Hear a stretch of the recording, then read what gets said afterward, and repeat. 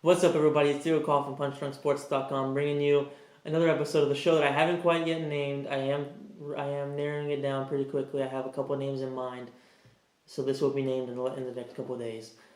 But what I'm going to be talking about today is the potential signings the potential departures of Leicester players. First of all, I want to talk about Riyhad Mahrez potentially joining Barcelona, who I've been looking at him apparently all season and are apparently looking at offering £15 million for the guy. Now, I just want to say I think £15 million for a player who has been, without a doubt, in my opinion, the best player in the Premier League so far and should win Player of the Season.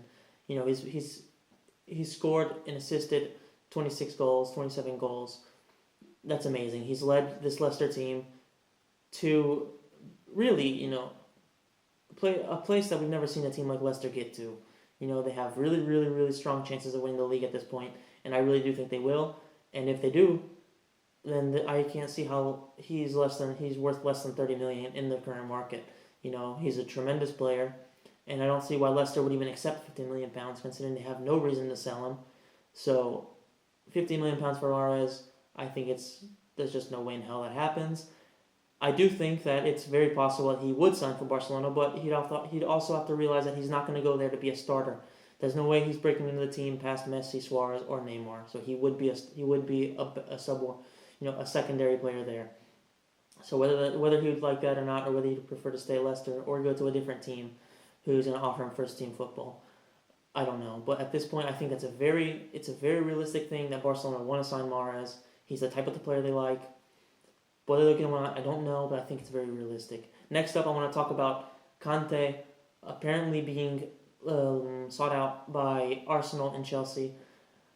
Now, this is also a transfer that I could definitely see happening because Kante has been tremendous for Leicester. He's been a machine who does very, very well at the basics. You know, he concentrates most on the fundamentals, and that's what teams like Chelsea, who need to rebuild, and Arsenal, who are consistently weak, in important times. That's the kind of player they need. And I would definitely think that Kante is the type of player that they'd be looking at. And apparently Leicester are trying to give him a new contract in order to, sort of make it more difficult for Arsenal or Chelsea to sign him and at least get more money if they do try and if Kante does eventually decide that he wants to leave.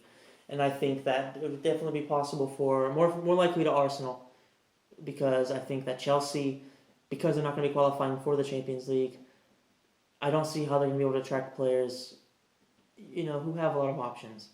They're not going to be able to attract the big name players. Not that Kante is necessarily a really big name player, but he is going to have offers from other top clubs who will offer him, not just Europa League but also Champions League. And Leicester themselves are more than likely going to be in the Champions League. So why would he want to leave that when he has the chance to play in the Champions League and do well with the club that actually brought him up and brought him to this point? And I think it'd be really, really cool to see him play in the Champions League, and if Leicester can keep that kind of team, it'd be really fun to see. So I don't think, it really depends on how much they offer, how much money they offer him personally, but I think it's a very realistic transfer, mostly to Arsenal, a little bit less to Chelsea, but I think it's very realistic.